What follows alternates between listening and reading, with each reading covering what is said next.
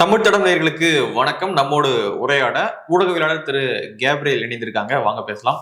அதற்கு முன்பாக நம்ம தொடர்ந்து வைக்கக்கூடிய ஒரு கோரிக்கை தான், சப்ஸ்கிரைப் பண்ணிட்டு வீடியோ பாருங்க அப்படின்னு சொல்லிட்டு இருக்கோம். நம்மளுடைய கோரிக்கை ஏற்று தொடர்ந்து பெரிய ஆதரவை கொடுத்துட்டு இருக்கீங்க, பெரிய நன்றிகள். தொடர்ந்து சப்ஸ்கிரைப் பண்ணிட்டு வீடியோ பாருங்க. வாங்க வீடியோக்குள்ள போகலாம். வணக்கம். வணக்கம். எஸ்ஐஆர் அப்படின்ற அந்த பேரே சர்ச்சைக்குரிய ஒரு பேரா தான் இருந்துச்சு. பீகார் தொட்டு தமிழ்நாட்டில இருந்து எல்லாமே அந்த எஸ்ஐஆர் அப்படின்ற பேரை கேட்டாலே அலர்ஜி ஆயிடுவாங்க. ஏன்னா அந்த அளவுக்கு அரசியல் கட்சிகள் அதன் மீது ஒரு தாக்கத்தை ஏற்படுத்தி வச்சிருந்தாங்க. ஸோ நேற்று மாலை எஸ்ஐஆருடைய பணிகள் முடிந்து அதனுடைய வரைவு வாக்காளர் பட்டியலை ரிலீஸ் பண்ணியிருந்தாங்க தேர்தல் ஆணையம். கிட்டத்தட்ட அந்த நம்பர் தான் அதிர்ச்சி அளிக்குது. 1 கோடி பேரை தமிழ்நாட்டினுடைய வாக்காளர் பட்டியலிருந்து நீக்கியிருக்காங்க. ஸோ எப்படி பாக்குறீங்க ஓவரால் இந்த வரைவு வாக்காளர் பட்டியலை? அதான் இப்ப ரொம்ப அதிர்ச்சி அளிக்கக்கூடிய விஷயம் என்னன்னா, பெரிய ஒரு எண்ணிக்கை. தமிழ்நாடு ஒன்றும் அப்படி பெரிய பயங்கரமான பாப்புலேஷன் இருக்கக்கூடிய ஒரு ஸ்டேட் கிடையாது. ஏறக்குறைய 1 கோடி வாக்காளர்கள் பார்த்தோம்னா வாக்காளர் பட்டியலிருந்து நீக்கப்பட்டிருக்காங்க.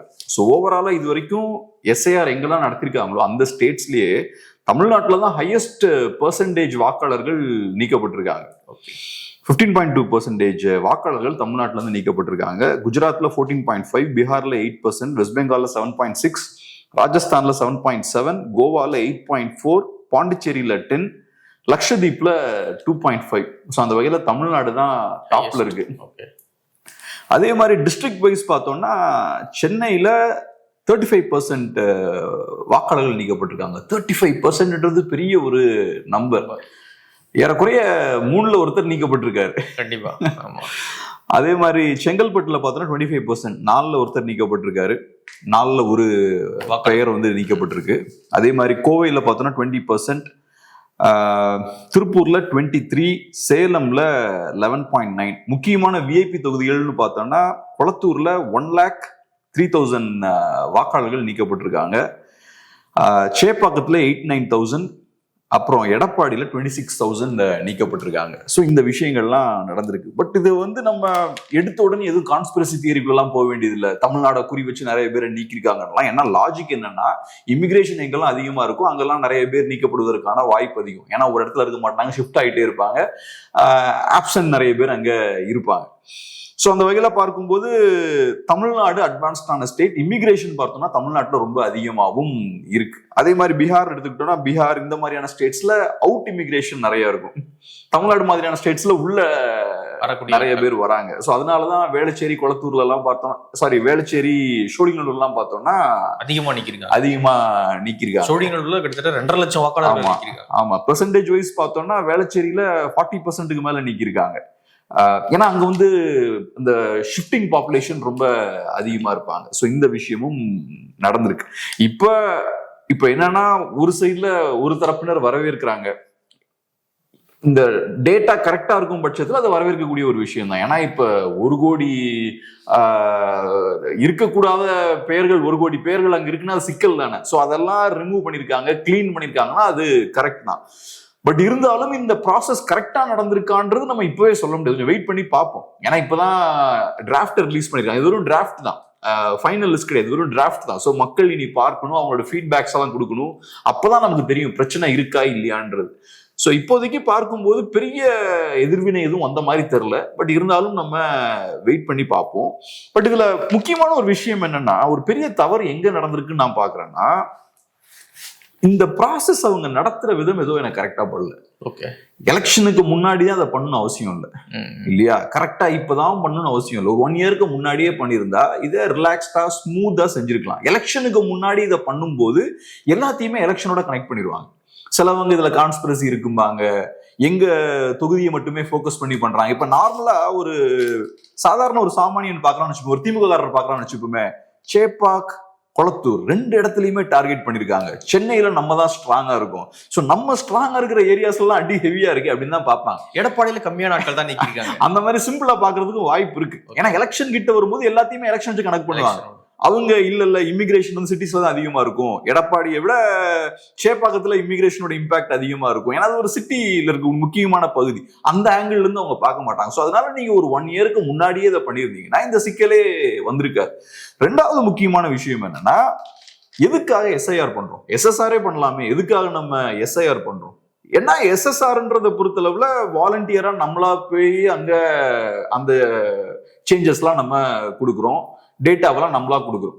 பட் எஸ்ஐஆர்னு வரும்போது களத்துல ஏகப்பட்ட ஆட்களை இறக்கி செய்ய வேண்டிய ஒரு விஷயம். அதை ரெகுலரா 2 years 3 years கூட பண்ண முடியாது. எஸ்எஸ்ஆர் ஆனுவலா நம்ம பண்ணலாம். பட் எஸ்ஐஆரை பொறுத்தளவுல சும்மா நமக்கு பிடிச்ச மாதிரி 2 வருஷத்துக்கு அதெல்லாம் பண்ணிட்டு இருக்க முடியாது. அது நிறைய வேலை இருக்கு. பட் இருந்தாலும் நான் என்ன யோசிக்கிறேன்னா, இந்த அளவுக்கு நீங்க விட்டுருக்க வேண்டாம் இல்லையா? 1 கோடி பேரை நீக்கிருக்கீங்க. இந்த அளவுக்கு தேவையில்லாத பெயர்கள் அக்யூமுலேட் ஆக ஏன் அலோவ் பண்ணீங்க நீங்க? சோ அப்போ 10 years பண்ணிருக்கலாம்ல. ஏன்னா எஸ்ஐஆரை பொறுத்தளவுல அது கம்ப்ளீட்டா எலெக்ஷன் கமிஷனோட கண்ட்ரோல் கூடிய ஒரு விஷயம். எலெக்ஷன் கமிஷன் விருப்பப்பட்டா நடத்தலாம். அப்போ ஒரு 10 years நடத்தலாமே. இவ்வளவு தூரம் அக்யூமுலேட் ஆக விட்டுருக்க வேண்டாமே. டெத் வந்து எவ்வளவு போட்டிருக்காங்கன்னா 23 lakhs 24 lakhs 26 lakhs போட்டிருக்காங்க. சாரி 27 lakhs போட்டிருக்காங்க. 26 lakhs 94,000 வந்து டிசீஸ்னு போட்டிருக்காங்க. அப்புறம் பெர்மனன்ட்லி ஷிஃப்டட் ஆர் ஆப்சன்ட் பார்த்தோம்னா 66.5 lakhs போட்டிருக்காங்க. இவ்வளவு தூரம் அக்யூமுலேட் ஆகிறதுக்கு நீங்க அலோவ் பண்ணிருக்க கூடாது. இதை நீங்க சிஸ்டமேட்டிக்கா பண்ணிருந்தீங்கன்னா ஒரு 8 years ஒருக்கா இல்லைன்னா ஒரு 10 years ஒருக்கா பண்ணிருந்தீங்கன்னா இந்த பிரச்சனையே வந்திருக்காது. லாஸ்டா எஸ்ஐஆர் எப்ப பண்ணிருக்காங்கன்னா 2024 சாரி 2004 வரைக்கும் நடந்திருக்கு. அந்த டைம்ல நடந்திருக்கு. கிட்டத்தட்ட 20 வருஷம் ஆயிப்போச்சு. 22 years ஆயிப்போச்சு. இப்ப ஏன் இவ்வளவு பெரிய ஒரு கேப் விட்டீங்க? இப்ப பாருங்க எவ்வளவு பெரிய குழப்பங்கள் இதனால கிரியேட் ஆயிட்டு இருக்கு. அப்புறம் இதுல இருக்க இன்னொரு பிரச்சனை என்னன்னா, இது நம்ம ரொம்ப சாதாரணமா எடுத்துக்க கூடாது. இதுல மேபி சில சிக்கல்களும் இருக்கலாம். இப்ப 1 கோடி வாக்காளர்கள் நீக்கப்படுறாங்கன்னா நம்ம ஸ்டேட்டோட எலக்டோரல் வெயிட்டேஜ் கம்மியாகுது. ஒரு ஸ்டேட்டோட பொலிட்டிக்கல் ஸ்ட்ரென்த் எங்கிருந்து வருது? அதோட ஓட்டர்ஸ் கிட்ட இருந்து தான் வருது. நமக்கு அதிகப்படியான ஓட்டர்ஸ் இருக்கும்போது நமக்கு அதிகப்படியான ரெப்ரசன்டேஷன் கிடைக்கும். அதுதான் நம்மளோட ஸ்டேட்டோட வெயிட்டேஜ். சோ நம்மளோட ஸ்டேட்ல 1 கோடி வாக்காளர்கள் நீக்கப்படுறாங்கன்னா ஓவராலா நம்மளோட ஸ்டேட்டோட மாநிலத்தோட எலக்டோரல் வெயிட்டேஜ், அந்த அரசியல் பலம், அந்த எலெக்ஷன் ரீதியா நம்ம கிடைக்கக்கூடிய அந்த பலமும் கம்மியாகுது. இதுவும் டேஞ்சரஸான விஷயம் தான். ஸோ அதனால கம்மியான உடனேயும் இல்ல சூப்பரான கொண்டாட்டம் அப்படின்லாம் கிடையாது. இப்போ இபிஎஸ் எல்லாம் பேசியிருக்காரு இல்லையா, இது நாங்க சொன்ன விஷயங்களை நிரூபிச்சிருக்கு அப்படின்ற மாதிரி. அதை பெருசா கொண்டாடணுன்ற விஷயம் கிடையாது. அதை கொஞ்சம் கேர்ஃபுல்லா பார்க்கணும். அதை கொஞ்சம் ஸ்கெப்டிக்கலா நீங்க அணுகணும். அதை பட்டுன்னு அதை வந்து கைதட்டி வரவேற்றக்கூடாது. ஏன்னா நம்ம ஸ்டேட்டோட எலக்டோரல் வெயிட்டேஜும் அதுல கம்மியாகுது. ஸோ நிஜமாவே கம்மியா தான் இருக்குன்னா பிரச்சனை இல்லை. இதுதான் நம்மளோட ஸ்ட்ரென்த்னா பிரச்சனை இல்லை. பட் அளவுக்கு மீறி அதிகமா அது எந்த வகையிலையும் தெரியாதனமா அது நீக்கப்பட்டுறக்கூடாது. அதுல நம்ம ரொம்ப கேர்ஃபுல்லா இருக்கணும். நம்ம மாநிலத்தில் இருக்கக்கூடிய ஒவ்வொரு தமிழனுக்கும் ரெப்ரசன்டேஷன் கையை விட்டு போயிடக்கூடாது. அதுல ரொம்ப கேர்ஃபுல்லா இருக்கணும். நம்ம ஸ்டேட்ல பெரிய சிக்கல் இருக்காதுன்னு நினைக்கிறேன். ஏன்னா நிறைய டாக்குமெண்டேஷன் கேட்கறாங்க, இதெல்லாம் இருக்கு. பட் இருந்தாலும் நம்ம ஸ்டேட்டை பொறுத்தளவுக்கு வளர்ந்த ஸ்டேட், எல்லாம் ஓரளவுக்கு படிச்சிருக்காங்க, எல்லாருக்கும் ஓரளவுக்கு டாக்குமெண்டேஷன்லாம் இருக்குன்னு நினைக்கிறேன். பீகார்ல இருந்த அந்த பிரச்சனை இங்க இருக்காதுன்னு நினைக்கிறேன். பட் இருந்தாலும் நம்ம அதுல எல்லாம் கேர்ஃபுல்லா இருக்கணும். ஓகே, இன்னொரு முக்கியமான விஷயம் என்ன அப்படின்னு பாத்தீங்கன்னா, கிட்டத்தட்ட 66 லட்சம் மக்களை வந்து அந்த பிரிவு தான் அதிகமாக நீக்கப்பட்ட பிரிவு. என்னன்னா கண்டுபிடிக்க முடியல, இவங்க அட்ரஸ்ல இவங்க இல்ல அப்படின்றது லிஸ்ட்ல இருக்கு. ஆனா அட்ரஸ்ல போய் பார்த்தா அவங்க இல்ல, ப்ராப்பரான டாக்குமெண்ட்ஸ் தரல அப்படின்ற அடிப்படையில அவங்கள வந்து நீக்கிருக்காங்க. 66 லட்சம், கிட்டத்தட்ட 67 லட்சம் பேரை வந்து நீக்கிருக்காங்க. ஸோ இது வந்து கொஞ்சம் வைடா பார்த்தோம் அப்படின்னா, அந்த உலகமயமாக்கல், தொழில் வளர்ச்சிக்கு பிறகாக நகரங்களை நோக்கி நகர்றது, நகரங்கள்ல இருந்து இன்னும் பெரிய நகரத்தை நோக்கி நகர்றது. ஸோ இந்த மாதிரியான விஷயங்களால மக்களுக்கு ஒரு பர்மனண்டான அட்ரஸ் இல்லை அப்படின்றத காட்டுதா? இது வீடு இல்லை, அட்ரஸ் இல்லை, அல்லது மெயின்டைன் பண்ண அவங்க விரும்பலையா? எப்படி இதை பாக்குறது நம்ம? கண்டிப்பா இப்போ வந்து என்னன்னா, லேபர் வந்து முன்னாடி மாதிரி ஒரே இடத்துல உட்கார்ந்து இருக்கிறது இல்லை. அவங்க ஷிஃப்ட் ஆகிட்டே இருக்காங்க, மைக்ரேட் ஆகிட்டே இருக்காங்க. ஏன்னா உலகம் ஃபுல்லா ஆப்பர்ச்சுனிட்டிஸ் கிரியேட் ஆகுது, உலகம் ஃபுல்லா நிறைய பிரச்சனைகளும் இருக்கு. பிரச்சனைகள் இருக்கும்போதும் ஒரு இடத்துல உட்கார முடியாது, வாய்ப்புகள் நிறைய இருக்கும் போதும் ஒரு இடத்துல உட்கார முடியாது. ரெண்டுமே நிறைய பகுதிகளில் இருக்கு. பட் இது எல்லாமே அப்படிதான் நேச்சுரலா நடக்குதுன்னு நம்ம எடுத்துக்க வேண்டாம். ஸோ இந்த இடம் இருக்கு பாருங்க, இந்த 66 லட்சம் நீங்க சொல்றீங்கல்ல, 66.44 lakhs இருக்காங்க பாருங்க. இது ரொம்ப முக்கியமான ஏரியா. பி. சிதம்பரம் இதை தான் பாயிண்ட் அவுட் பண்றாரு. ஸோ இதை நீங்க ஸ்க்ரூட்டனைஸ் பண்ணுங்கன்றாரு, அதை கேர்ஃபுல்லா பாருங்க அப்படின்றாரு. ஏன்னா இதுதான் பார்க்க வேண்டிய ஏரியா. 27 லட்சம் பேர் இறந்திருக்காங்கன்னா அதை ஒன்றும் பண்றதுக்கு ஒன்றும் பண்ண முடியாது. டூப்ளிகேட்னு பார்த்தா கம்மியா தான் இருக்கு. 3,40,000 பேர் தான் டூப்ளிகேட் கீழே 2 இடத்துல ஓட்டு வச்சிருக்காங்க. ஆமா, 2 இடத்துல 2 ஊர்ல வச்சிருப்பாங்க, அந்த மாதிரிலாம் இருக்கு. பட் இது பார்த்தோம்னா பெரிய ஒரு சங்க். இங்க நிறைய மிஸ்டேக் நடக்கிறதுக்கான வாய்ப்புகளும் இருக்கு. ஆமா. சோ அதனால இதை கேர்ஃபுல்லா பாருங்க. ஏன்னா அந்த சம்மந்தப்பட்ட அதிகாரிகள் அங்கே போய் சரியா பார்க்காம இருந்திருக்கலாம், சரியா வெரிஃபை பண்ணாம இருந்திருக்கலாம். அப்ப இந்த இடத்துல தப்பா நம்பர் ஆட் ஆகிறதுக்கு வாய்ப்பு இருக்கு. ஸோ ஒன்னு அரசியல் கட்சிகளும் கவனமா இருக்கணும், ரெண்டாவது மக்களும் கவனமா இருக்கணும். இன்னைக்கு ஒரு செய்தித்தாள ஒரு நியூஸ் போட்டிருக்காங்க, என்ன அப்படின்னா இன்னும் முன்னாடியே இந்த பணிகள் தொடங்கியிருந்தா 1 கோடிக்கும் அதிகமான ஆட்களை வந்து தேர்தல் ஆணையம் நீக்குவதற்கான வாய்ப்புகள் இருந்திருக்கும். கொஞ்சம் ஹரிபரியா கொஞ்சம் வேகமா நடந்ததன் காரணமாக கம்மியான ஆட்களை தான் நீக்கியிருக்காங்க. அதான் நான் வந்து இதை வந்து ஏதோ பெரிய கொண்டாட்டமா நான் பார்க்க மாட்டேன். நான் சொன்ன மாதிரி இந்த எக்ஸ்ட்ரீம் இங்க இந்த பிஜேபி ஆதரவாளர்களை பாக்குற மாதிரி நான் பார்க்க மாட்டேன். நான் சொன்ன மாதிரி நம்ம ஸ்டேட்டோட வெயிட்டேஜ், எலக்டோரல் வெயிட்டேஜ் கம்மியாகுது. ஸோ நம்ம ஸ்டேட்டோட நலன்ல இருந்து அந்த விஷயத்தை அணுக முடியும். ரைட், நீங்க தப்பா இருந்ததுன்னா நீக்குங்க, அதுல ஒன்றும் தப்பு கிடையாது. ஆனா அதை பயங்கரமா இன்க்ரீஸ் ஆக அது ஒரு பெரிய வெற்றி மாதிரி கைதட்டிலாம் வரவேற்கிறதுலாம் ஒன்றும் இல்லை. அதே மாதிரி இங்க இந்த நம்பர் இங்க பெருசா இருக்கு, 66 லட்சமா இருக்குன்னா அதை கேர்ஃபுல்லா ஸ்க்ரூட்டனைஸ் பண்ணும். பி. சிதம்பரம் அதை கேர்ஃபுல்லா பார்க்கணும்னு சொல்றது கரெக்ட் தான். அதே மாதிரி யோகேந்திர யாதவும் சொல்லியிருக்காரு. யோகேந்திர யாதவ் சாதாரண ஆள் கிடையாது, அவருக்கு ஒரு முக்கியமான ஒரு செஃபாலஜிஸ்ட். அவரு எலெக்ஷன் சார்ந்த விஷயங்கள்ல பெரிய ஒரு அனுபவம் உண்டு. அவரும் சொல்ற விஷயம் என்னன்னா, என்னோட எதிர்பார்ப்பு அரௌண்ட் ஒரு 60 lakhs அந்த மாதிரி ரிமூவ் பண்ணுவாங்கன்றதான் என்னோட எதிர்பார்ப்பா இருந்தது. பட் என்னோட எதிர்பார்ப்பை தாண்டி 1 crore வரைக்கும் போயிருக்குன்றது பெரிய சீரியஸான விஷயம் தான். ஸோ 15% வாக்காளர்கள் ஒரே ஸ்ட்ரெச்ல நீக்கப்படுறாங்கன்னா அது சீரியஸான விஷயம் தான். அதனாலதான் நான் சொன்னேன், நீங்க SIR ரெகுலரா பண்ணிருக்கலாம்ல, ஒரு 8 years குறுக்காவோ 10 years குறுக்காவோ பண்ணிருந்தீங்கன்னா இந்த மாதிரியான பெரிய ஷாக் இருக்காது மக்களுக்கு. இவ்வளவு பெரிய இது திடீர்னு 15% இங்க காணாம போறாங்க. இது கன்சியூம் பண்றதுக்கே நமக்கு கஷ்டமா இருக்குல்ல, 1 கோடின்றது. ஆமா, இப்ப நம்ம சாதாரணமா பார்க்கும்போது ரைட்டு, தமிழ்நாடு வளர்ந்த ஸ்டேட், நிறைய பேர் மைக்ரேட் ஆகி போறாங்க, நிறைய பேர் உள்ள வராங்க, இந்த குழப்பங்கள்லாம் இருக்கு, மற்ற ஸ்டேட்ஸ் மாதிரி இருக்கிறதுக்காக எனக்கு புரிஞ்சுக்க முடியுது. பட் இருந்தாலும் கண்டிப்பா நிறைய சந்தேகங்கள் வரும். இல்ல, எலெக்ஷன் கமிஷனோட வேலை என்னன்னா ஜனநாயகத்தின் மேல மக்களோட அந்த நம்பிக்கையை பாதுகாக்கணும். அதுக்கு டேமேஜ் ஏற்படுத்தக்கூடிய எந்த விஷயத்தையும் பண்ணக்கூடாது. நீங்க ஒண்ணு என்ன பண்றீங்க, எலெக்ஷன் கிட்ட வரும்போது இதை பண்றீங்க, ரெண்டாவது ரெகுலராகவும் நீங்க பண்ணல. ஸோ இதெல்லாம் ஒரு சிக்கலா தான் நான் பாக்குறேன். ஸோ யோகேந்திர யாதவ் மாதிரியான ஒரு பெரிய ஒரு முக்கியமான ஒரு பர்சனாலிட்டி இதை சீரியஸா பார்க்க சொல்றாருன்னா கண்டிப்பா இது சீரியஸான இஷ்யூ தான். பட் உடனே நம்ம கான்ஸ்பிரசி தியரிஸ்க்குலாம் போக வேண்டிய அவசியமும் கிடையாது. நம்ம இதை கேர்ஃபுல்லா அனலைஸ் பண்ணணும். கட்சிகளும் சரி, இண்டிவிஜுவல்ஸும் சரி, நம்ம பெயர் இருக்கான்ற விஷயங்கள்லாம் நம்ம கேர்ஃபுல்லா வாட்ச் பண்ணணும். அப்படி இல்லைன்னா ரொம்ப கேர்ஃபுல்லா நடவடிக்கையும் நம்ம எடுக்கணும். ஸோ அந்த விஷயம் ரொம்ப அவசியம்னு பார்க்குறேன். ஓகே, நேற்று தேர்தல் ஆணையர், தமிழ்நாட்டுடைய தேர்தல் ஆணையர் அர்ச்சனா பட்நாயக் சொல்றாங்க, ஃபார்ம் 6ன்னு ஒன்று இருக்கு, அதை நீங்க ஃபில் பண்ணி கொடுத்தீங்க அப்படின்னா, ப்ராப்பரான டாக்குமெண்ட் இருந்து நீங்க அதை ஃபில் பண்ணி கொடுத்தீங்க அப்படின்னா திரும்ப ஃபைனல் லிஸ்ட்ல உங்க பேரை ஆட் பண்ணிடுவோம் அப்படின்னு சொல்றாங்க. அப்படி பண்ணாலுமே பெரிய நம்பர் வந்து ஆட் பண்ண வாய்ப்பு இல்லைன்னு நினைக்கிறேன் நான். மற்ற ஸ்டேட்ஸ்ல இருக்க எக்ஸ்பீரியன்ஸ் வச்சு பார்க்கும்போது பெருசா மாறுறதுக்கான வாய்ப்பு இல்லை, பெருசா மாறல. ஸோ ஒன்ஸ் ரிமூவ் பண்ணதுக்கு அப்புறம் பெரிய சேஞ்ச் வந்து ஏற்படல. ஸோ அந்த வகையில பெரிய மாற்றம் வராதுன்னு நான் நினைக்கிறேன். பொலிட்டிக்கலாவும் பார்க்கும்போது இங்க இருக்கக்கூடிய அரசியல் கட்சிகளும் இதை வச்சு எப்படி பொலிட்டிக்ஸ் பண்ணலாம்னு பாக்குறாங்களே தவிர இதை அவங்க சீரியஸா ஹேண்டில் பண்ண மாதிரி எனக்கு தெரியல.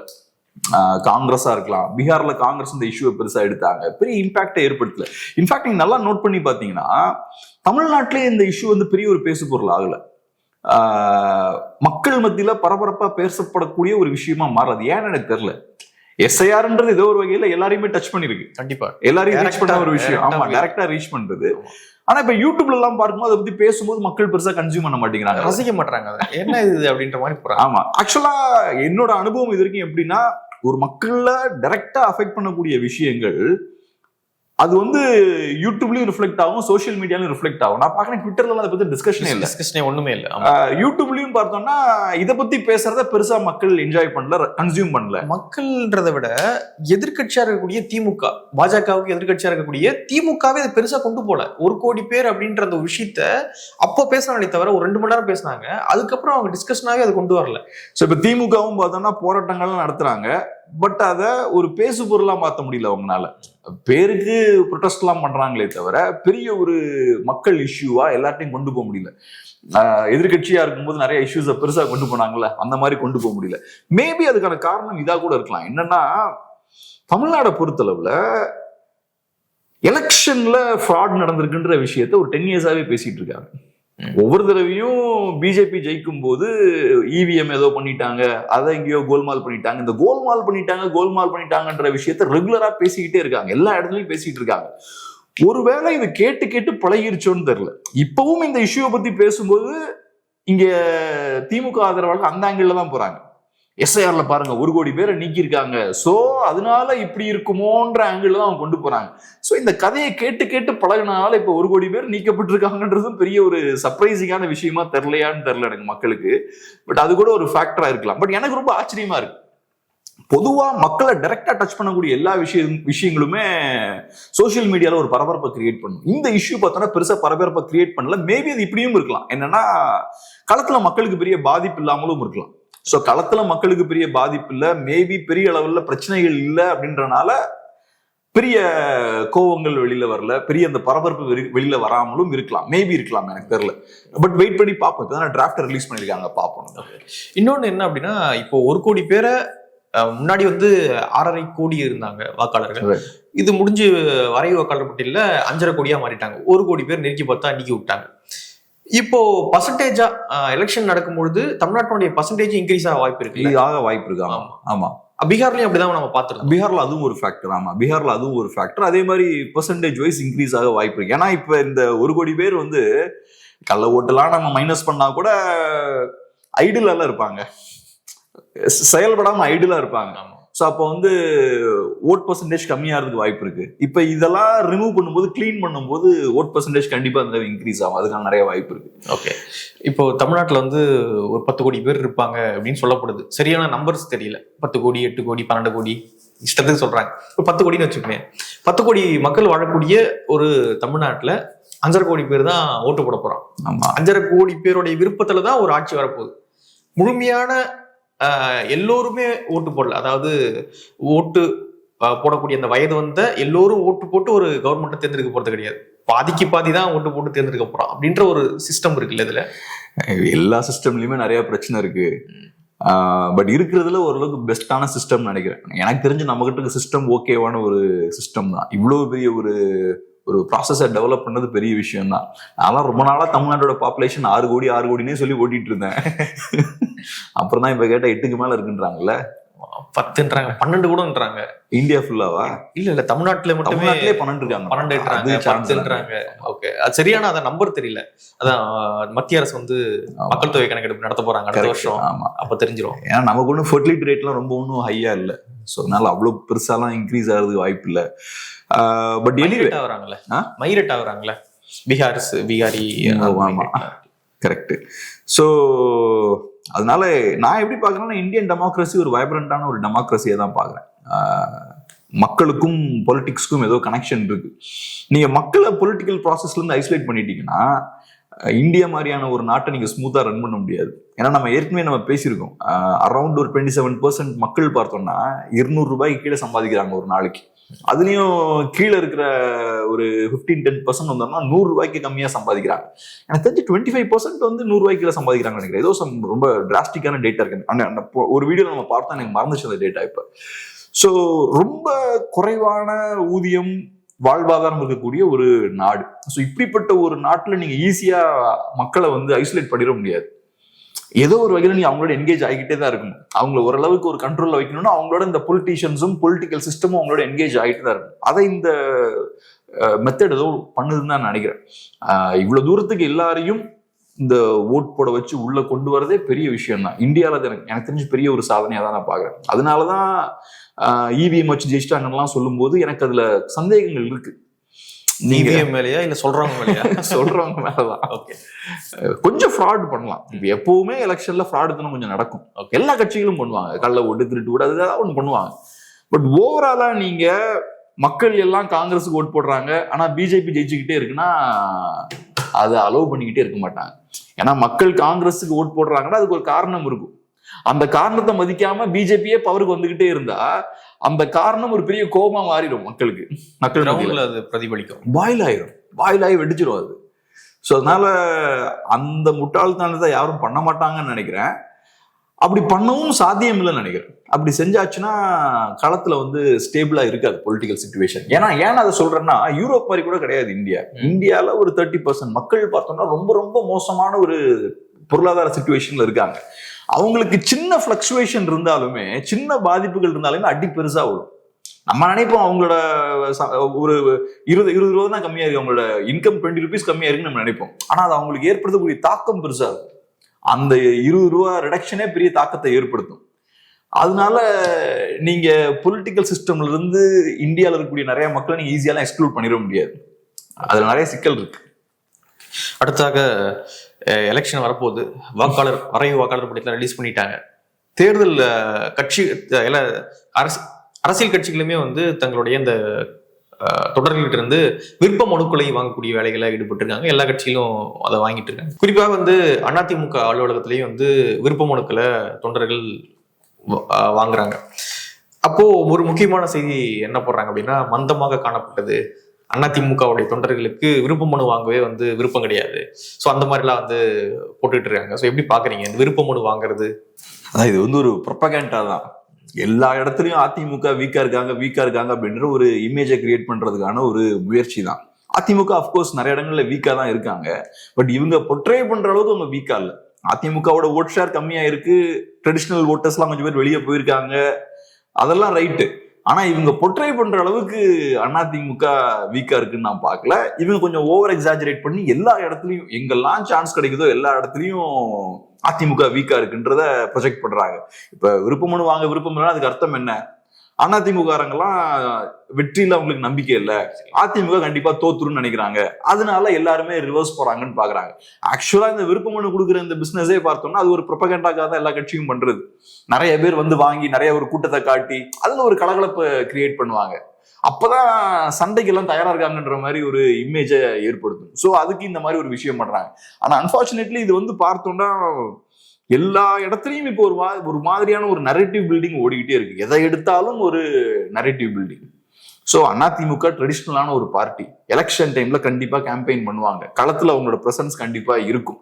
வீக்கா இருக்காங்களோ ஸ்ட்ராங்கா இருக்காங்களோ களத்துல அவங்களோட பிரசன்ஸ் இருக்கும். அதே மாதிரி வாக்குமனு கொடுக்குறாங்கன்னா விருப்ப மனு கொடுக்குறாங்கன்னா அதை வாங்குறதுக்கு நிறைய பேர் இருப்பாங்க.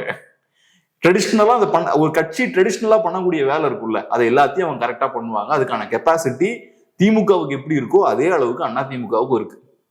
பூத் லெவல் ஏஜென்ட்ஸ் எல்லாம் இருப்பாங்க, களத்துல போய் ஃபுல்லா கேம்பெயின் பண்ணுவாங்க, டோர் டு டோர் கேம்பெயின் பண்ணுவாங்க. இதெல்லாம் எல்லா கட்சிகளும் பண்ண முடியாது. 2 பெரிய கட்சிகளால மட்டும் தான் தமிழ்நாட்டில் பண்ண முடியும். ஸோ திமுக ட்ரெடிஷ்னலா என்னென்ன வேலைகள்லாம் பண்ணுவாங்களோ அந்த வேலை எல்லாத்தையுமே அதிமுக அதே அளவுக்கு எஃபெக்டிவா பண்ணுவாங்க. அதுல எந்த சிக்கலும் இல்லை. சில நேரங்கள்ல பெட்டரா கூட பண்ணுவாங்க. அவங்களுக்கு ஓட்ல சில சரிவுகள் ஏற்பட்டிருக்கலாம், சில கோர் ஓட்டர்ஸ்லாம் கொஞ்சம் கட்சி விட்டு வெளியே போயிருக்கலாம். பட் அதெல்லாம் தாண்டி இந்த பேசிக்கான விஷயங்கள் எல்லாம் அவங்க கைவிட மாட்டாங்க, கோட்டை விடவும் மாட்டாங்க. கண்டிப்பா அதை பண்ணுவாங்க. இதெல்லாம் வெறும் ப்ரொபகண்டா தான் இதெல்லாம். ஓகே. இன்னொரு பக்கம் சீமான் அவர்கள் சொல்லியிருக்காங்க விஜய் அவர்களுக்கு ஒரு பதிலடியாக. என்னன்னா சீமான் அவர்கள் விஜய் அவர்கள் சொல்லியிருந்தாரு அந்த மீட்டிங்ல, களத்துல யார் இருக்காங்களோ அவங்களுக்கு எதிராக நான் அரசியல் பண்ணுவேன், களத்திலே இல்லாம களத்துக்கும் அவங்களுக்கும் சம்பந்தமே இல்லாத ஆட்களை பத்திலாம் நான் அரசியல் பண்ண முடியாது அப்படின்னு சொல்லி பண்ண முடியாது பாசு அப்படின்லாம் வந்து சொல்லியிருந்தார். அதுக்கு சீமான் அவர்கள் நீ சொல்லியிருக்காரு, களத்துக்கே வராத விஜய் வந்து களத்தை பத்தி தான் பேசலாமா, இதெல்லாம் வந்து நகைச்சுவையா இருக்கு அப்படின்னு வந்து சொல்லியிருக்காரு. ஸோ திரும்ப அந்த டிவிகே என்டிகே அந்த ஃபைட்டு ஆரம்பிக்குதா எப்படி பாக்குறீங்க? பிரஸ் மீட்ல பேசியிருந்தாரா சீமான்? ஸோ இப்போ மேபி கேட்டிருப்பாங்கன்னு நினைக்கிறேன், பத்திரிகையாளர் கேட்டிருப்பாங்க, நம்ம பத்திரிகையாளர் கேட்டிருப்பாங்க, அதுக்கு ஒரு ரிப்ளை கொடுத்துருப்பாருன்னு நினைக்கிறேன். அதான் இப்ப அந்த ஸ்பீச்சை பார்க்கும்போதே நமக்கே நிறைய நேரங்கள்ல ரொம்ப வேடிக்கையா இருந்தது. களத்திலே இல்லாதவங்களோட நாங்க அரசியல் பண்ண முடியாது அப்படின்னு. நீங்க அரசியல் பண்ண கட்சியோட தான் பண்ணுவீங்களா? திமுகவோட மட்டும் தான் நீங்க அரசியல் பண்ணுவீங்களா? அதுவும் அரசியல் தான் பண்ணுவீங்க. என்ன மாதிரி அரசியல்? ஸ்டேஜ்ல ஏறி மைக்க பிடிச்சுக்கிட்டு ஸ்டாலின் அவர்களே திமுக இப்படி பேசி மட்டும்தான் அரசியல் பண்ணுவீங்க. அரசியல்ன்றது அது மட்டும் கிடையாது. களத்துல இருக்கணும் இல்லைன்னுலாம் கிடையாது. களத்துல நிறைய பிரச்சனை இருந்தா எல்லா பிரச்சனையும் எடுக்கணும். இங்க பிஜேபி இருப்பாங்க, அதிமுக இருப்பாங்க, திமுக இருப்பாங்க. சில நேரங்கள்ல இதுக்கு முன்னாடி அதிமுக நிறைய தவறுகளை பண்ணியிருப்பாங்க, நீங்க அதை பத்தியும் பேச வேண்டியிருக்கும். அதுதானே ஒரு ஹோலிஸ்டிக்கான பாயிண்ட் பாலிடிக்ஸா இருக்கும். சில நேரங்கள்ல காங்கிரஸ் பார்ட்டி பவர்ல இருக்கும்போது நிறைய தவறுகள் பண்ணியிருப்பாங்க, அதை பத்தி நீங்க பேச வேண்டியிருக்கும். இன்னைக்கு பிஜேபியை பத்தி நீங்க பேச வேண்டியிருக்கும், அதிகாரத்துல கூடிய திமுகவை பத்தி பேச வேண்டியிருக்கும். நீங்க அரசியலே பண்ணல, நீங்க நரேட்டிவ் மட்டும் செட் பண்றீங்க, ஒரு கேம்பெயின் மட்டும் ரன் பண்றீங்க. கேம்பெயின் அரசியல் கிடையாது. அரசியல்ன்றது மக்கள் பிரச்சனைகள் எடுத்து நீங்க பேசணும், போராடணும், அதுதான் அரசியல். நீங்க வெறுமனே எலெக்ஷனுக்கு முன்னாடி ஒரு 4 மாசத்துக்கு முன்னாடி ஒரு வண்டியை வாங்குறீங்க, வாங்கிட்டு வண்டி மேல நின்றுக்கிட்டு எதையாவது பேசிட்டு போய்கிட்டே இருக்கீங்க. இது பேர் அரசியல் கிடையாது. இது பேர் பொலிட்டிக்கல் கேம்பெயின், எலெக்ஷன் கேம்பெயின் இது பேர். அது பேசும்போதும் சில நேரங்கள் இந்த மாதிரி வரம்பை மீறி பேசிடுறது. எதையாவது களத்திலேயே இல்ல அப்புறம் நேச்சுரலா நம்ம மைண்ட் வாய்ஸ் எங்க போகும், நம்ம மைண்ட் எங்க போகும், நீங்க எங்க இருக்கீங்க, நீங்க எங்க இருக்கீங்கன்னா கேட்க தோணும். களத்திலே இல்லைன்னு சொல்றதுக்கு தாவேக களத்துல என்னைக்காவது இருந்திருக்கா? 41 பேர் இறந்தப்ப ஒரு மாசம் எல்லாமே கூண்டோட காலி ஆயிட்டாங்க. எங்க போனாங்கன்னு தெரியல, எல்லாம் எஸ்கேப் ஆயிட்டாங்க. தொண்டர்களையும் காணும், கீழே யாரும் பேச்சு மூச்சே இல்ல, சைலண்ட் ஆயிட்டாங்க. ஒரு கண்ணீர் அஞ்சலி கூட செலுத்தல அவங்களுக்கு, அது கூட அவங்களுக்கு முடியல. களத்துல இருக்க ஒருத்தனா இருந்திருந்தா சரி, தலைமை தான் ஓடிடுச்சுன்னு வச்சுப்போம், தொண்டர்களாவது ஒரு 4 பேர் ஏதாவது ஒண்ணு பண்ணலாம்ல, அது கூட இவங்களுக்கு பண்ண முடியல. சோ அப்படிப்பட்ட ஒரு கட்சியை வச்சுக்கிட்டு களத்திலேயே இல்ல அது இதுலாம் பேசினா மக்களுக்கு சிரிப்பு தான் வரும். அது போக நாங்க மக்களுக்கு ஒரு பிரச்சனைனா நாங்க வந்து நிப்போம் அப்படின்றாரு. அதெல்லாம் எவ்வளவு பெரிய அபத்தமான பேச்சு. அதெல்லாம் மக்கள் பிரச்சனை எதுக்காக நீங்க வந்திருக்கீங்க? ஆனா எனக்கு ஆச்சரியமா தான் இருக்கு. என்னன்னா, மக்களை எவ்வளவு முட்டாள்கள் நினைச்சீங்கன்னா அவங்க முன்னாடி நேரா நின்று அவங்க கண்ணை பார்த்து உங்களால போய் சொல்ல முடியுது. களத்திலேயே இல்லைன்றீங்க, மக்கள் பிரச்சனைனா முதல்ல நாங்க தான் வருவோன்றீங்க. என்னைக்கு நீங்க வந்திருக்கீங்க? எந்த பிரச்சனைக்கு நீங்க வந்திருக்கீங்க? எந்த பிரச்சனையும் வந்தது கிடையாது. அந்த லிஸ்ட் சொல்லிருக்கலாம், இந்த பிரச்சனை அந்த பிரச்சனை அப்படின்னு எல்லா பிரச்சனையும் வந்திருக்கோம், இன்னமும் வருவோம் அப்படின்னு சொல்லிருக்கலாம். எப்படிங்க சொல்ல முடியும்? வெளியே வந்ததே 4 தடவை தான், அதுவும் பிரச்சாரம் பண்ண மட்டும்தான். எனக்கு தெரிஞ்சு பரந்தூருக்கு மட்டும்தான் இஷ்யூ பேஸ்டா போனது, பரந்தூருக்கு மட்டும் தான் போனது, வேற எங்கேயுமே போல. நீங்க நல்லா பட்டியலிட்டு சொல்லிடலாம். விஜய் கட்சி ஆரம்பிச்சதுக்கு அப்புறம் மொத்தம் எவ்வளவு தடவை வெளில வந்திருக்கார். இந்த சினிமாக்கெல்லாம் கால் ஷீட் கொடுக்குற மாதிரி தான். நான் இந்த வாரம் வருவேன், அதுக்கு அடுத்த வாரம் வருவேன். இப்போ ஒரு கார்த்திக் வீடியோ பார்த்தோம்ல, கால் ஷீட் கொடுப்பாரு வெளியே வரமாட்டாருன்னு. அந்த மாதிரிதான் சார் வெளியே வரவே பெரிய கஷ்டமா இருக்கு. இதுல மக்களுக்கு ஒரு பிரச்சனைனா நாங்க தான் முதல்ல வந்து நிப்போன்றாரு. என்னைக்கு நீங்க வந்து நின்னீங்க? ஆனா அந்த கான்பிடன்ஸ் இருக்கு பாருங்க, நம்ம தில்லா பேசலாம், யாரும் எதுவும் கேட்க மாட்டாங்க. தமிழ்நாடு தானே, நம்ம பேசிட்டு போய்கிட்டே இருக்கலாம். அது அந்த தொண்டர்கள்கிட்ட கேட்கிறாரு, நீங்க நம்புறீங்கல்ல என்ன, அது போதும் எனக்கு, உங்களுக்கு புரியுது இல்ல அது போதும் எனக்கு அப்படின்றாரு. அவங்க ஓட்டு போட்டா போதுமா? அவங்களுக்கு அதான், அவங்களுக்கு எந்த அளவுல புரிதல் இருக்குன்னா, ஸ்டார்டிங்ல இருந்தே குழந்தைங்களை கூட்டிட்டு வராதீங்கன்றாங்க. இன்னைக்கு ஒரு வீடியோ பாக்குறேன், ஒரு பிரெக்னன்ட் லேடி வராங்க. அப்ப நீங்க சொன்னதெல்லாம் புரியுதாங்க? ஒன்னும் புரிஞ்ச மாதிரி தெரியலையே. நீங்க ஏதோ பேசிட்டு இருக்கீங்க, நீங்க சொல்ற பேசிக் விஷயமே புரியல. குழந்தைங்களை கூட்டிட்டு வராதீங்க, வயதானவர்கள் வராதீங்க, இந்த ஒரு படத்துல சொல்வார் பிரெக்னன்ட் லேடிஸ், இதெல்லாம் இது பேசிக்கான ரூல். இது கூட புரிய மாட்டேங்குது. இவங்க கிட்ட நீங்க என்ன பண்றீங்க? உங்களோட அரசியலை பேசுறீங்க, அதுவும் உங்க அரசியல் போகஸான அரசியல், அது அதை பேசுறீங்க. சோ பாருங்க, இந்த மாதிரி எனக்கு வருத்தம் என்னன்னா, மக்கள்கிட்ட இருந்து ஒரு எதிர்வினையும் வரல பாருங்க. அவங்க கிட்ட திரும்பவும் இந்த தடவையும் பாத்தீங்கன்னா திமிரா பேசுறாரு. இந்த மாதிரி கொள்கை எதிரி அரசியல் எதிரின்னு பிரிச்சு பேசுறாரு. அது முட்டாள்தனமான விஷயம் எல்லாருக்கும் தெரியுது இல்ல, எல்லாரும் சொல்லிட்டாங்கல்ல.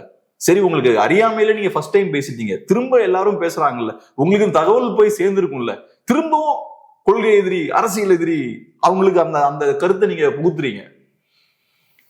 ஒண்ணு, நீங்க முட்டாளா வெளியில தெரியுறீங்க, ரெண்டாவது சுத்தி இருக்கவனையும் பைத்தியக்காரன் ஆகுறீங்க. எதுக்கு இந்த வேலை? என்ன நீங்க என்ன எஸ்டாப்ளிஷ் பண்ண போறீங்க? இந்த மாதிரியான ஒரு முட்டாள்தனமான கருத்தை திரும்ப திரும்ப சொல்லி என்ன எஸ்டாப்ளிஷ் பண்ண போறீங்க? உங்களுக்கு என்ன ஏதாவது அவார்டு கிடைக்க போதா? தமிழ்நாட்டுல உங்களுக்கு ஏதாவது பெருசா ஏதாவது கொண்டாட போறாங்களா இதுக்காக? ஆனா அது ஒரு திமிரு. நான் திரும்ப திரும்ப அப்படிதான் நான் சொல்லுவேன் அப்படின்னு. தப்புன்னு நீ சொன்னாலும் நான் சொல்லுவேன், என்ன தப்புதான் நான் சொல்லுவேன், என்ன பண்ணுவேன் அப்படின்னு தான் பண்றாங்க. ஆனா அவங்களுக்கு என்ன புரியலன்னா, இவங்க பண்ணக்கூடிய அரசியல் தவறுகள் மக்களை பாதிக்கும்ன்றது புரியல அவங்களுக்கு. சொசைட்டிய பின்னுக்கு தள்ளிட்டு இருக்கு. நான் சொல்றேன், இது தமிழ் சமூகத்தை பின்னுக்கு தள்ளிட்டு இருக்கு. இதெல்லாம் இன்னைக்கு கமல் மாதிரியான விஜய் மாதிரியான ஆட்கள்லாம் வந்து மக்களை ஏமாத்தாம இருந்தாங்கன்னா நம்ம சொசைட்டி சீக்கிரமா ஒரு மாற்றத்தை நோக்கி போகும். ஆனா அது இல்லாம ஒவ்வொரு தடவையும் மாற்றத்துக்கான அந்த சூழல் ஏற்படும் போது அதை உள்ள புகுந்து களை சுட்டு போய்கிட்டே இருக்கிறது. கமலும் அதான் பண்ணாரு, விஜய் இன்னைக்கு அதை பெரிய ஸ்கேல்ல பண்றாரு. ஆனா இது நடந்துகிட்டே இருக்காது, இதுக்கு ஒரு எண்டு இருக்கு, எல்லாத்துக்கும் ஒரு முடிவு இருக்குல்ல. அப்படியே எவனாலாம் ஒரு விஷயத்த பண்ணிட்டு இருக்கு, தவறான விஷயத்த பண்ணிட்டு இருக்க முடியாது. அடுத்து சிவகார்த்திகேயன் வருவாரு, யாரோ ஒருத்தர் ஆனா கடைசியில அடி வாங்க போறாங்க. இந்த மாதிரி வந்துகிட்டே இருந்தாங்கன்னா யாரோ ஒருத்தங்க சிக்க போறாங்க. அது சிவகார்த்திகேயன் வருவாரான்னு தெரியல சொல்றேன். ஆமா, விஜய் கூட வரமாட்டாருன்னு அவர்கிட்ட தானே கொடுத்தாரு விஜய். கமல்லாம் வரவே மாட்டாருன்னு நினைச்சேன். ஏன்னா நான் சின்ன வயசுல இந்த பேட்டி எல்லாம் பாத்திருக்கேன். எனக்கு அரசியல்லாம் தெரியாதுங்க, தெரியாதவன் நான் எப்படிங்க பண்ணுவேன் அப்படிலாம் பேசியிருக்காரு. அப்புறம் பார்த்தா டார்ச் லைட்டை விட்டு எறிகிறது, டயலாக் பேசுறது நிரூபிச்சிட்டாரு வந்து எனக்கு தெரியாதுன்ட்டு. அப்புறம் இப்ப விஜய் பார்த்தா அவரும் அதே மாதிரிதான். அவங்க என்ன ப்ரெஷர்ல இருக்காங்கன்னு நமக்கு தெரியாது. நம்ம சாதாரண சாமானியர்கள் இங்க இருந்து இதெல்லாம் பேசிட்டு இருக்கோம். மேல அந்த எலிட் கிளப் வந்து ரொம்ப சின்னதா இருக்கும். கண்டிப்பா. ஸோ அவங்களோட ரெக்குவயர்மெண்ட்ஸும் வேறையா இருக்கும். அவங்க நம்மள மாதிரி ரெக்லெஸ்ஸா பிஹேவ் பண்ண முடியாது. ஸோ அதனால அவங்களுக்கு வேற நீட்ஸ் எல்லாம் இருக்கும். பட் எனிவே, இவங்களோட பொலிட்டிக்கல் இம்பாக்ட் நம்ம கரெக்டா பாக்குறோம். இவங்க பண்ற அரசியலால என்ன நடக்குதுன்னு பார்க்கிறோம். தமிழ்நாட்டு அரசியல மழுங்கடிக்கிறாங்க, பின்னுக்கு தள்ளுறாங்க. ஒண்ணு, மாற்றம் அப்படின்ற அந்த விஷயத்தை டைலூட் பண்றாங்க. ரெண்டாவது, மட்டமான அரசியலை முன்வைத்து இதுதான் அரசியல்னு யங்ஸ்டர்ஸ் கிட்ட கொண்டு போறாங்க. எது கொள்கை சித்தாந்தம்லாம் அதெல்லாம் தேவையே இல்லை. சும்மா அந்த மாதிரி கொள்கை எதிரி, அரசியல் எதிரி, இதுதான் அரசியல். இந்த மாதிரியான தட்டையான விஷயங்களை பேசி இவங்ககிட்டலாம் நீங்க டிபேட்டே பண்ண முடியாதுங்க. நார்மலா கொஞ்சம் பேசிக் அரசியல் பேசுற ஒருத்தனா இருந்தா அவன்கிட்ட நீங்க டிபேட் எல்லாம் பண்ணலாம். இவங்க இந்த லெவல்ல பேசிட்டு இருக்காங்க. என்ன பாஸ் அப்படின்னு அவர் பேசுறாரு ஸ்டேஜ்ல இருந்து. இதெல்லாம் வச்சு நம்ம என்னத்தை இவங்க பேசுறது டிபேட் பண்றது? அவங்க ஃபேன்ஸ் வேற, அவங்க விசில் அடிக்கிறதுக்கு அங்க போறாங்க, விசில் அடிக்கிறாங்க, வராங்க. இது நம்ம பொலிட்டிக்கலா விஜயோட ஸ்பீச்சையும் சரி, விஜயோட அரசியல் செயல்பாட்டையும் பொலிட்டிக்கலா நம்ம விமர்சிக்கவே முடியாது. ஏன்னா அதுல பொலிட்டிக்ஸே இல்லை. இவரு விஜய் நின்றுகிட்டு இது மாதிரி அணா கட்டினாரு, காளிங்கராயர் அப்படி இப்படின்னு பேசிக்கிட்டு இருக்காரு. ஒருத்தன் மேல ஏறிட்டான், மேல ஏறிட்டு முத்தம் கொடுங்க எனக்கு அப்படின்றான். ஏய், எங்க வந்து என்ன கேக்குற நீ?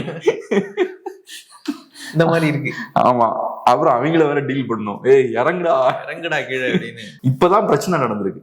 இது சாதாரணமா இருந்தா கூட பரவாயில்ல. நீங்க இப்பதான் நடந்திருக்கு. 41 பேர் இறந்திருக்காங்க. 41 பேர் இறந்ததுக்கு அப்புறம் நீங்க ஏகப்பட்ட டிஸ்கிளைமர் எல்லாம் போடுறீங்க. ஐயா சாமி தப்பு எதுவும் பண்ணிடாதீங்க, குவைட்டா வாங்க, குவைட்டா போங்க, நாங்க பயங்கரமா அரேஞ்ச்மெண்ட்ஸ் எல்லாம் பண்ணிருக்கோம். இதெல்லாம் தாண்டி ஒரு கம்பிக்கு மேல ஒருத்தன் ஏறுறான் மேல. இனி நெக்ஸ்ட் டைம் வந்து கூர்மையான பொருட்கள், உயரமான பொருட்கள் எதுவும் இல்லாத மாதிரியான மீட்டிங் நடத்தணும். ஏதாவது இருந்துன்னா அவங்க ஏதாவது பண்றதுக்கான வாய்ப்பு இருக்கு. இப்ப அவரை பொறுத்தளவுல அவருக்கு பெரிய அச்சீவ்மெண்ட்னு பாப்பாருன்னு நினைக்கிறாரு. நான் மேல ஏறிட்டேன், தலைவர் என்கிட்ட பேசிட்டாரு, பர்சனலா என்கிட்ட பேசிட்டாரு. இப்படி இருந்தா நம்ம என்ன பண்ண முடியும்? தலைவரோட அட்டென்ஷனே என் பக்கம் திரும்பிடுச்சு. அன்னைக்கு ஒரு மீட்டிங்ல பாக்குறேன், ஒரு சின்ன பொண்ணு ஒண்ணு விஜய் கூட்டத்துக்கு வந்திருக்கு. ஒரு அரசியல் கூட்டம் அது. அந்த கூட்டத்துக்கு வந்து அந்த பொண்ணு என்ன சொல்லுது அப்படின்னா, பத்திரிகையாளர்கிட்ட, அந்த பேட்டி எடுக்கிற நபர்கிட்ட, சன் டிவில முன்ன மாதிரி விஜய் படத்தை போடுறது இல்ல அப்படின்னு அழுவுது. லிட்டரலா அந்த பொண்ணு அழுவுது. முன்ன மாதிரி நல்ல படங்களா போட மாட்டாங்க சன் டிவில விஜய் படம், அது ஏன்னா ரெக்வஸ்ட் பண்ணுங்க சார் நீங்க அப்படின்னு சொல்லிட்டு அந்த பொண்ணு அழுவுது. இதுக்கெல்லாம் காரணம் என்ன தெரியுமா? நான் பாக்குறேன் பேரண்ட்ஸ் நிறைய பேர் ரொம்ப ரொம்ப கேவலமான விஷயங்கள் பண்ணிட்டு இருக்காங்க. சின்ன குழந்தைங்களை வச்சு இந்த மாதிரி, விஜய்னு இல்லை, மற்ற நடிகர்களோட அந்த பெருமைகளை பேசுறது, அவங்க நடிகர்கள் மாதிரியே பண்றது. இந்த பேரண்ட்ஸும் பாத்தீங்கன்னா, யங் பேரண்ட்ஸ் பாத்தீங்கன்னா அவங்க வெறித்தனமான ரசிகர்களா இருக்காங்க. குழந்தைங்களையும் அதே மாதிரி வெறித்தனமான ரசிகர்களா வளர்க்குறாங்க. சோ இவனுங்க முதல் பைத்தியக்காரங்களா இருக்கானுங்க, குழந்தைங்களையும் பைத்தியக்காரர்களா வளர்க்குறாங்க. நீங்க கொஞ்சம் அறிவு இருக்கவங்கன்னா என்ன பண்ணணும்? ஒழுங்கா நீங்க குழந்தைங்கள அந்த குழந்தை நாளைக்கு உலகத்துல ஒரு நல்ல இடத்துக்கு வரணும்னா சர்வைவ் பண்ணணும்ல. நமக்கு சர்வைவ் பண்ணா சில விஷயங்கள் வேணும். ஒரு எஜுகேஷன் வேணும், சில ஸ்கில்ஸ் வேணும். அதெல்லாம் இருந்தாதான் இந்த உலகத்துல தாக்கு பிடிக்க முடியும். இல்லைன்னா என்ன தூக்கி போட்டு போயிருவானுங்க. நான் பாட்டுக்கு முட்டாள் மாதிரி ஏதாவது போய் சுத்திட்டு இருந்தா நான் தூக்கி போட்டு போயிருவான். நான் கீழே தான் இருப்பேன், அடுத்தவனுக்கு மேனுவல் ஒர்க் பண்ணிட்டு தான் இருப்பேன் நான். அப்ப குழந்தைய நெக்ஸ்ட் ஸ்டேஜுக்கு நம்ம கொண்டு போகணும்னா என்ன ஸ்கில் வேணும்? ரீடிங் ரைட்டிங் ஸ்கில்லா இருக்கலாம், கொஞ்சம் நாலேஜ், ஜென்ரல் நாலேஜா இருக்கலாம், நல்ல எஜுகேஷன் டிகிரி இதெல்லாம் வேணும். அந்த வேலையை பாக்குறத விட்டுக்கிட்டு இவனுங்க சின்ன வயசுலயே தியேட்டருக்கு கூட்டு போயிடுறது. பிரெக்னெண்டா இருக்கும் போதே ஒரு லேடி இங்க வர்றாங்கன்னா அப்ப நீங்க அந்த குழந்தை பிறந்ததுக்கு அப்புறம் எப்படி வளர்ப்பீங்க? அதை அப்பதான் சொல்றாங்க, இப்பதான் 1 மாசம் ஆச்சு, இப்பதான் கன்ஃபார்ம் பண்ணாங்க, ஆனா விஜய் பார்க்கணும் நான் வந்துட்டேன். பாருங்க, யூஸ்வலா அந்த மாதிரி இந்த இனிஷியல் 1-2 months ரொம்ப கேர்ஃபுல்லா இருப்பாங்க. ஒரு 4 months ஆனாலும் பரவாயில்லன்னு ஃபர்ஸ்ட் ஒரு 1-2 months ரொம்ப கேர்ஃபுல்லா இருப்பாங்க. இந்த டைம்ல வந்து நிக்கிறீங்க. டாக்டர் போவேனான்னு சொன்னாங்க, ஆனா நான் விஜய் அண்ணன் பார்க்கணும்னு வந்தேன் அப்படின்னுன்றாங்க. இல்ல விஜய் அண்ணா உங்களுக்கு என்ன ஏதாவது அவார்டு கொடுக்க போறாரு இதுக்காக? 41 பேர் இறந்ததுக்கே ஒண்ணும் பண்ணல. இப்ப நீங்க இது என்ன பெரிய தியாகம் பண்ற மாதிரி நீங்க பண்ணிட்டு இருக்கீங்க. எனக்கு வந்து நான் பிரெக்னெண்டா இருக்கேன், பட் இருந்தாலும் விஜய் அண்ணாவை பாக்குறதுக்காக நான் இவ்வளவு பெரிய தியாகத்தை பண்ணி வரேன். டாக்டர் வேண்டான்றாரு, வீட்டுல எல்லாம் வேண்டான்றாங்க, எல்லாரையும் மீறி வரேன். இது என்ன? இந்த தியாகத்துக்காக என்ன உங்களுக்கு தரப்போறாங்க? என்ன அவார்டு தரப்போறாங்க? குடும்ப பிரச்சனைகளெல்லாம் மீறி வந்து நான் ஒரு பிசினஸ் ஸ்டார்ட் பண்ணி பெரிய ஒரு தொழிலதிபர் ஆயிட்டேன்னா சொசைட்டி உங்களை மதிக்கும், பாராட்டும். இது என்ன வேலை? இது முட்டாள்தனம். இது முட்டாள்தனத்தை பண்ண வேண்டாம்னு எல்லாம் சொல்றாங்க. நான் முட்டாள்தனத்தை தான் பண்ணுவேன், தலையில தான் குதிப்பேன். நீங்க உள்ள போறீங்க. அதுவும் நீங்க பார்க்க போற ஆள் அங்க என்னத்தை பேச போற? பேப்பரை பார்த்து ஒரு 10 நிமிஷம் பேச போறாரு. அந்த பேப்பரை லீக் பண்ணலாம் பேசாம. நான் அதுக்கா போறோம், விஜயை பார்க்க தானே போறோம். வீட்டுல இருந்து பார்க்கலாமே, ஒரு போட்டோ வச்சு பாருங்க. நேர்ல போய் பார்த்து என்ன நடக்க போகுது? அங்க பார்த்தா இருக்கிற எல்லா கோமாளித்தனத்தையும் பண்றது, இருக்கிற வேலை வெட்டி இருக்கிற நிறைய பேர் இருப்பான். இதெல்லாம் விட்டுட்டு வேலைக்கு போகணும், சம்பாதிக்கணும், குழந்தை குட்டியை பார்க்கணும், இந்த ப்ரெஷர்ஸோட இருப்பான். அவன் லைஃபையும் போய் நோண்டுறது, அவன் வீட்டுக்குள்ள ஏறிடுறது, பால்கனி உடைக்கிறது, இந்த மாதிரியான வேலை, கடையெல்லாம் உடைக்கிறது. இப்படிலாம் பண்ணா அப்புறம் எங்க உட்படுறது? ஸோ பேரண்ட்ஸ் கிட்ட தாங்க பிரச்சனை இருக்கு நிறைய நேரங்கள் பார்க்கும்போது. ஏன்னா இவங்க யங் பேரண்ட்ஸ் பார்த்தோம்னா 23-24 இயர்ஸ்ல அவங்களுக்கு குழந்தை பிறகுது. இவங்களே வெறித்தனமான ஃபேன்ஸா இருக்காங்க. ஒரு 18ல இருந்து 24 வரைக்கும் வெறித்தனமான ஃபேன்ஸா இருப்பாங்க. அப்புறம் குழந்தையும் அதே ஸ்டைல்ல வளர்க்குறது. அப்புறம் குழந்தை பார்த்தா சன் டிவில படம் போடலேன்றதான் பெரிய ஒரு சிக்கலா அவங்களுக்கு இருக்கு. ஓகே, நிறைய விஷயங்கள் நம்மோடு பகிர்ந்துக்கிட்டீங்க. நன்றி.